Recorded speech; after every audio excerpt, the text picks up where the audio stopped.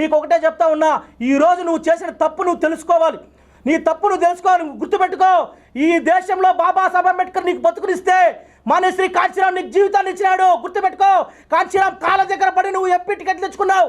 PV నరసింహారావుని, రాజీవ్ గాంధీ లాంటి వాళ్ళందరినీ కూడా కాంచీరామ్తో నాకు స్నేహం ఉంది అని చెప్పి వాళ్ళని బెదిరించుకొని వాళ్ళతో నువ్వు ఈరోజు ఎంపీ టికెట్ తెచ్చుకొని మినిస్టర్ అయినావు, అదేవిధంగా పార్లమెంట్ సభ్యుని అయినావు. గుర్తుపెట్టుకో చింతామోహన్, దీన్ని చేతకాంతరంగా మాత్రం తీసుకోవద్దు.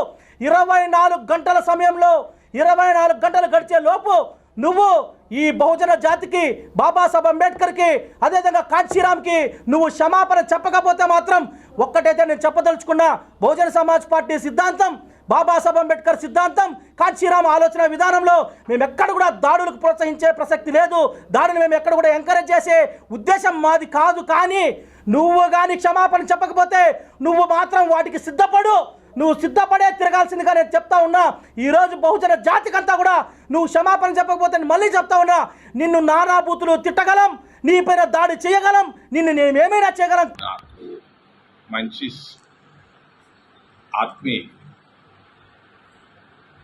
ఆయన నాకు 1974 నుంచి బాగా పరిచయం.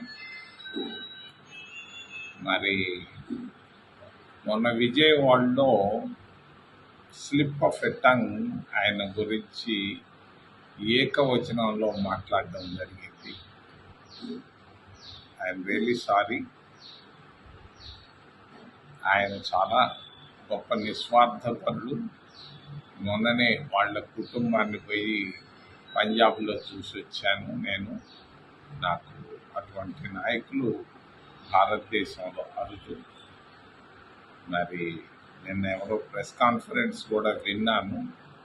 మరి I feel sorry, sad. I feel sad. Thank you.